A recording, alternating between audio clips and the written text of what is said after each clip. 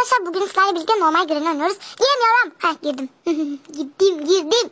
Neyse. Arkadaşlar burada ben sabahtan beri tövbe. O ne kız? Kız ne ya kız? Allah'ım yarabbim. Arkadaşlar ben sabahtan beri Granny arıyorum ama bulamıyorum.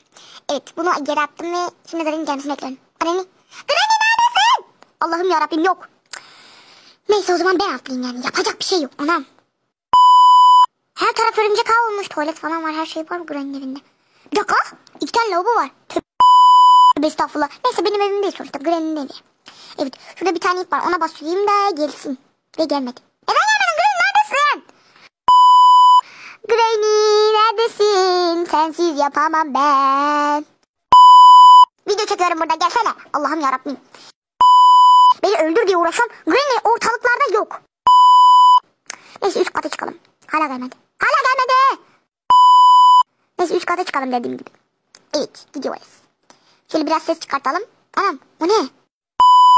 Tövbe ilk defa gördüm. Ay sandığın içine girdim ya. Harbi ilk defa gördüm. Allah Allah. Neyse. Gidelim hemen.